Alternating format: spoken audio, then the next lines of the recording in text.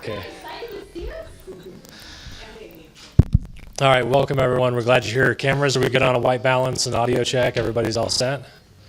Okay, excellent.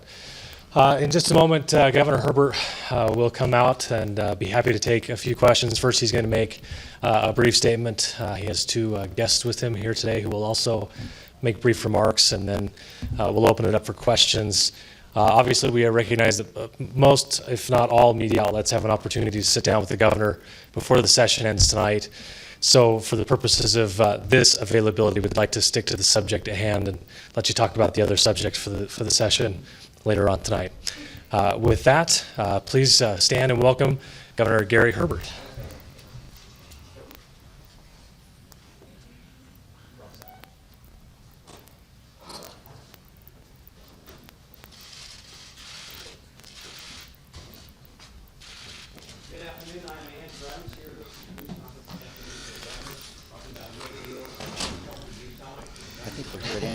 Press conference. Andrew Adams has a press conference. Somebody's calling a press conference in the back there.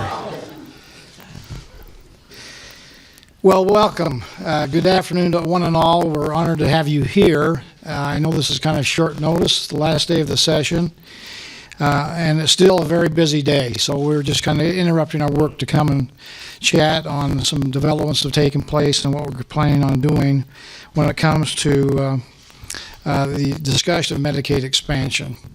I'm joined here by President Wayne Niederhauser and Speaker Greg Hughes and the Lieutenant Governor, and honored to be here standing together with them. Let me just mention this session, I'm sure that all of you appreciate, has been a session with many big issues. This is what we would call a heavy lift session. There's a lot of important issues, some complex, and certainly important to the people of Utah.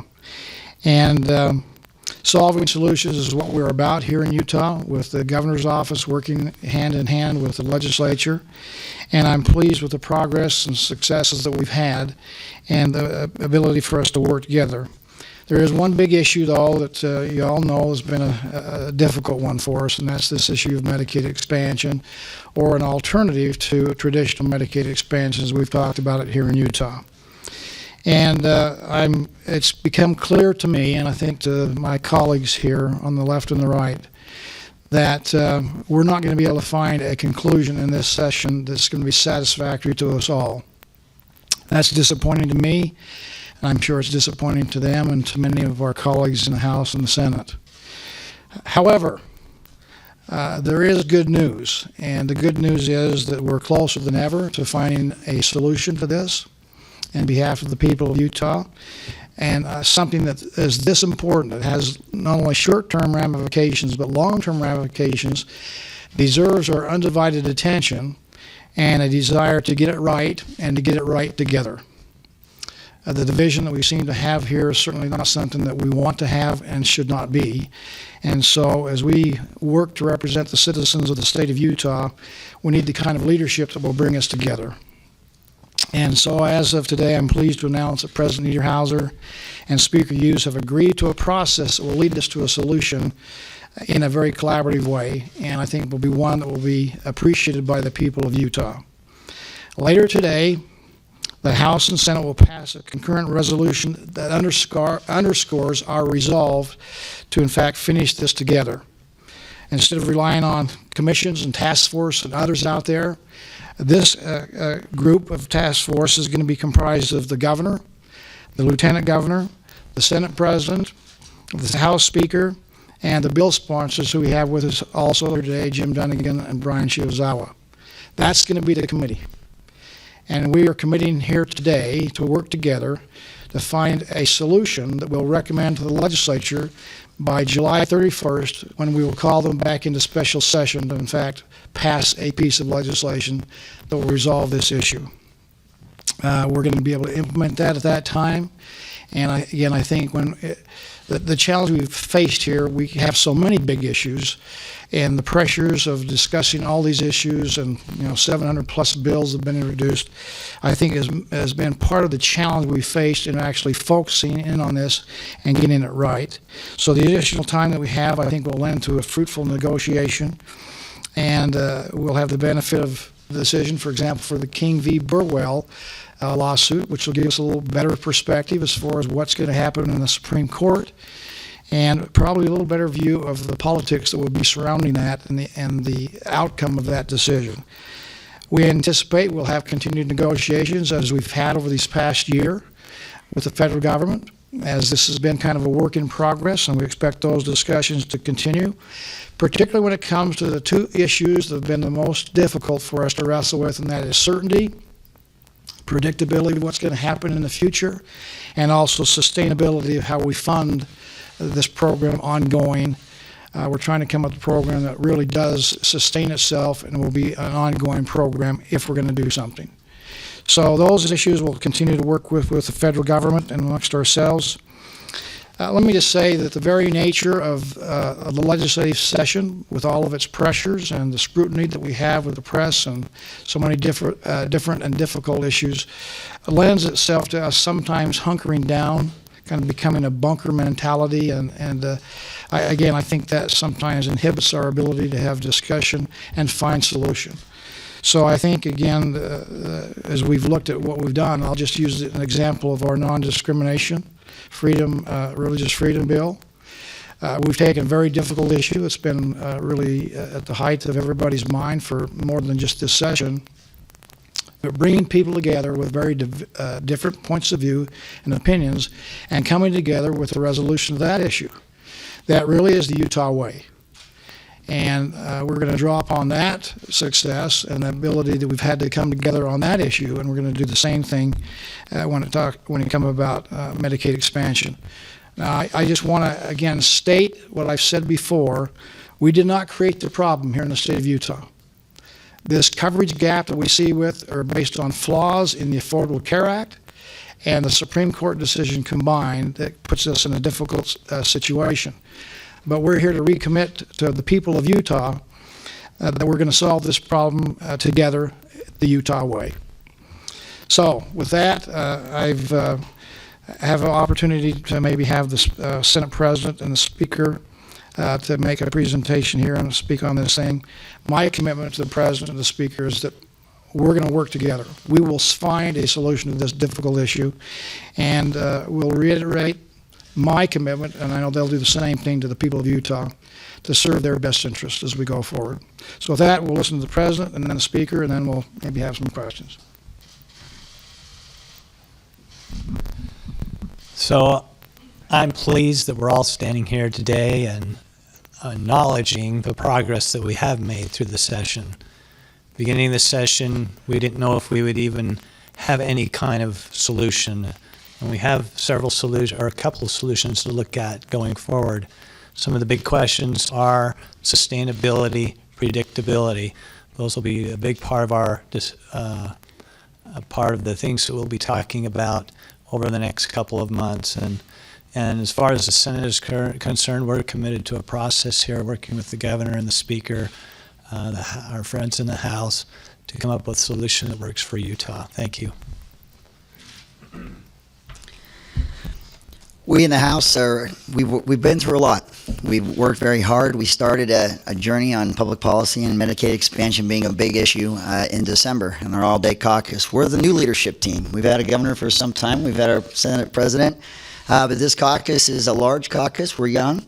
And we have traveled far in terms of where we started this debate with many lawmakers believing that a wait-and-see approach would be the most responsible here in the state of Utah. We've seen just 4 states in this calendar year decline to move forward in this area, and there was probably a lot of strength in doing that. I'm proud that the House has moved from that wait and see approach. And you saw in the product of Representative Dunnigan's bill that we were looking at smart ways, proactive ways to address that coverage gap. Now, I know there's been a lot of talk about rancor and not agreeing, but these guys have been each other's bill sponsors to each other's bills. Think about that. Senator Shiwazawa's bill's coming to the House. Representative Dunnigan has been his House sponsor. Representative Dunnigan's bill has been going to the Senate. Senator Shiwazawa has been that bill sponsor. And so I want you to know that there has been an incredible amount of work that's been done to get this right. We've got to get it right. We can't make promises that we're not prepared to keep for our constituents that we represent. And that's always been at the heart of what we've been doing up here. Now, we're one of the shortest legislative sessions in this country. 45 calendar days gives us 30-something work days to get this done.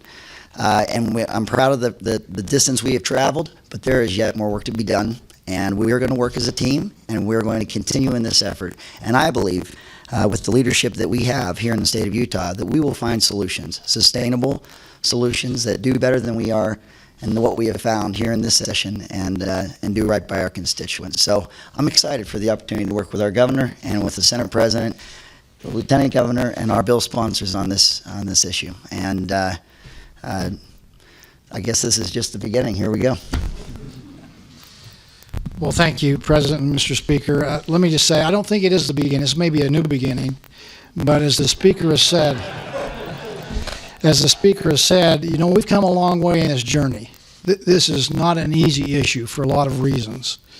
We haven't created the problem. We're going to solve the problem, and we're going to do it in the Utah way. To use my sports analogy, it's like starting at the goal line and having to move the football to the other goal. And we're not just halfway. You know, we haven't scored the touchdown yet, but we're in the red zone. Or if you're a BYU Cougar fan, we're in the blue zone. We're within the 20-yard line, and I think we have the ability now with what we're putting in place here today to actually have the game plan to get it across the goal line.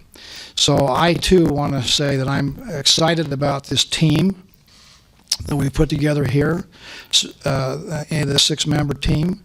I think it's historical. I don't know of another time when we've ever had a committee put together that's comprised of the governor, the lieutenant governor, and the Speaker of the House, the President of the Senate, and we've had the 2 bill sponsors that have been involved in this in the beginning. So this is quite a remarkable thing, and we all are committing to the people of Utah. We understand who we represent. And we are here to do the work of the people and find a solution to this difficult issue, and we will by this summer. With that, we'll take any questions. In the meantime, what are you going to do for coverage? Did people just go without? Whatever we have in place now, we have in place now. This is a work in progress. Again, the goal line is in sight. We're not stopping. We're going to continue to work together as we've done. We've made significant progress, but we've got to get us all on the same page. You can't get legislation passed, and there's differences amongst Republicans and Democrats, differences among Republicans and Republicans, House and Senate, the governor's office. It's time for us to the last 20 yards, we're going to come together to score the touchdown. So I hope that people appreciate that we're going to continue to work. We're not going to say at midnight today it's done. Doing nothing, as we've heard from both the House and Senate, is not an option, certainly not one for me. We're going to find a solution to this problem by this summer. Governor, so you're committing to come up to a solution by July 31st, special session, we called up for that. How soon can we expect these people in this population to be on a plan to receive coverage? I don't know how that would work. Maybe our sponsors would know, Brian, Jim, how that long it would take to transition.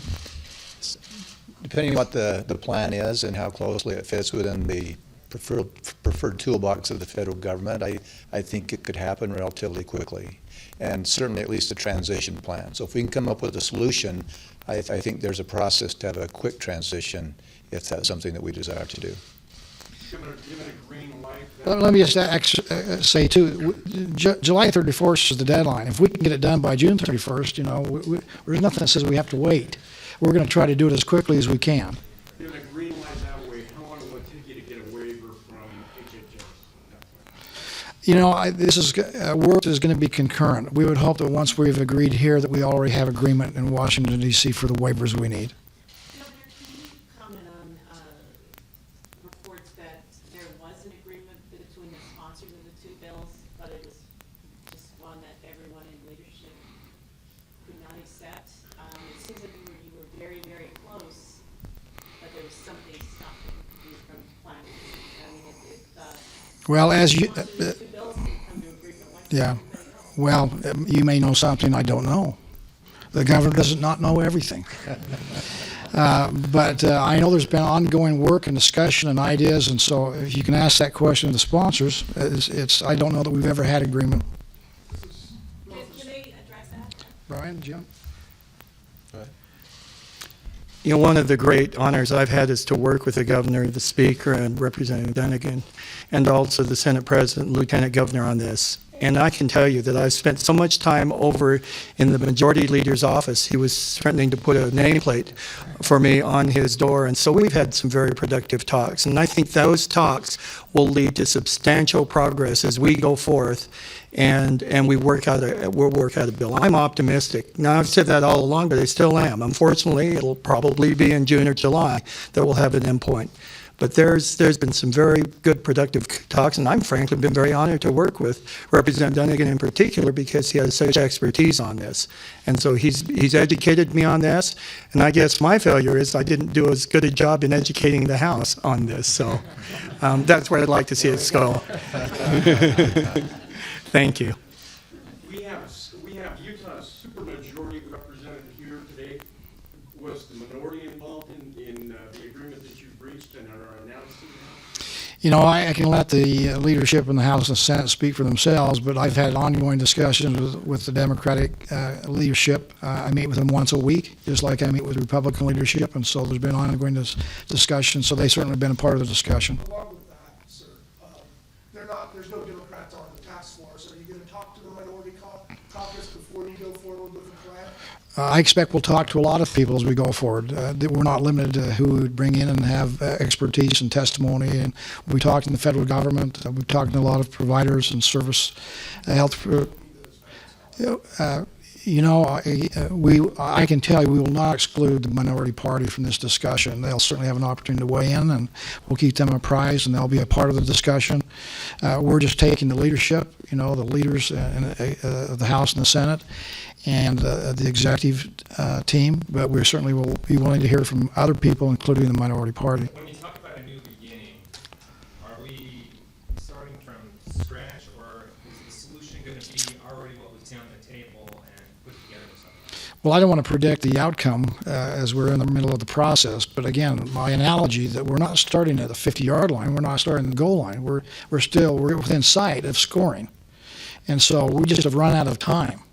So we're putting a little more time on the clock to allow us to, as we've had great ideas come forward, and there's good ideas on both sides from the House and the Senate, we need to bring those ideas together and find ways to answer some of the questions on sustainability and predictability and those things, which I think we can do. And there'll be probably some compromise involved, and as we work together. But we're getting close. We just don't want to stop. And again, we don't want to have the whistle blow at midnight tonight when we stop and lose all the progress that we've made to heretofore. So we just need a little more time to get this done, and this is what this resolution and our commitments allows us to do. So we'll have something by this summer. Any guarantees that the federal government is even going to go along with whatever you come up with?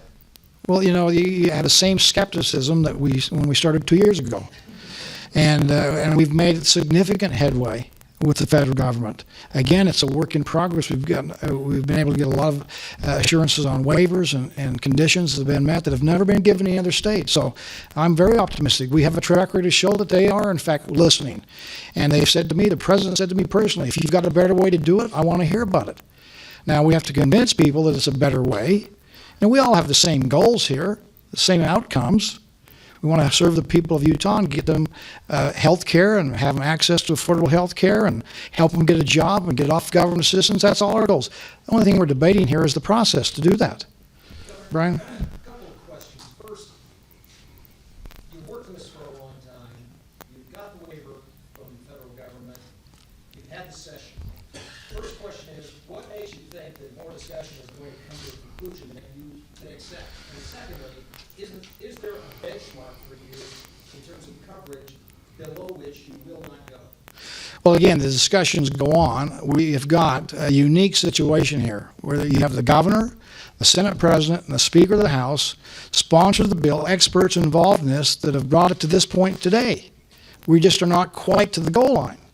So I have every reason to be optimistic that this high level of discussion, we're committed to say we're going to solve the problem. We have a deadline, and we're going to solve the problem. We're not going to, we've had a lot of good progress with the last session, the last 44 days and a half, and that's been, nearly a year in its making, from this last session to now, and the work we've done with the federal government. I am very optimistic that we're going to find a solution. Last question. We got more time for one more. How are you going to sell this to the GOP caucuses, though? I know the Senate is supporting Healthy Utah, the governor's plan, but the House did not. So do you have to, Speaker, take this plan back to your caucus and sell it before there's a special session, before? Oh, sure. We met as a caucus today, and we've talked about this way forward, and there's support. Now, look, you got 63 members of the Republican caucus. You have 75 members of the House. You got some tiny numbers over there in the Senate. That's a lot easier job, okay? No, we've got a broad caucus. And so are we going to have strong opinions on all fronts? Of course we are. And that's always been the nature of the House. We have support for this resolution. We have support in the House to keep moving forward. I want to remind everyone, when you say, let me tell you what the importance of Utah is in this space. There hasn't been a Republican or a red state in 2 years that has expanded Medicaid coverage. There hasn't been any movement by many. We have 4 states whose legislatures declined to expand into this space this year alone. If Utah has the leadership to do this, we have to do it right. We have to do it in a way that when we're balancing that budget, we know we can keep those promises, and that's not an easy task. Or we would have seen this happen over the last years. You have 22 states in this country who have not done this, and we're not talking outliers. You're talking large states. Florida, Texas. You have a lot of states. Montana just this week alone. We have the firepower to do something. We really do. But it takes a lot of work, and it takes the perspectives that we share, the constituents we represent, to step forward in the space and get something done. We can do this. We haven't wrapped it up, and we're not all done right now, but this press conference and the resolution we'll pass in the House and Senate is to point to that direction and that determination to get something done that's good. But to Brian's point, how will this be any different than all the ideas you've heard all session long that we're talking about? Well, Lisa, I guess we've heard all the ideas. I guess we can't ask for another consideration from HHS. What we're saying is we don't think all the conversation has been had. We're not here to regurgitate it. We're not here to regurgitate old points of view. We're here to see if we can move forward and find consensus. And that's what this political process has always been. I'll tell you what, there will probably be a bill that is in the middle of being passed when the clock strikes midnight. That does not mean that there couldn't have been more work as soon at 11:01 p.m. or a.m. That doesn't mean that would have not stopped. It stops because our session stops. What we're saying is the legislative process, if allowed, would continue to move forward. This discussion, this work that we're doing, will continue to move forward. It's not going to artificially end at midnight tonight. And let me just say that's our last question. We've got work to do. It's still a lot to be done out there, so we've got to get back to work. We know you have interest in this. Let me just echo what the President and the Speaker have said. We have committed ourselves to finding a solution, and we're the ones that can do it. It is our responsibility as leaders in this state to find a Utah solution. It would be very easy in a Republican state, as the Speaker said, to say, let's just do nothing. Let's just forget it. It's not our issue. The people of Congress have messed this up, and the Supreme Court, and blame it on somebody else. The fact that there's a commitment here today to say we will in fact find a solution is an impetus to have this done by this summer. So again, I'm confident we're going to find a solution. We've had successes. Just during the middle of this session, what we call the grandfather clause opportunity has been given to us by the Department of Health. So we are inch by inch making some headway as we go forward. I expect we're going to make headway and find a resolution of this issue. That being said, I think this has been a really good session. I think we've got some really good outcomes of many issues. This will be one that will be a little bit delayed, but we're going to get this solved too. And so now we've got to get back to work. So thank you very much.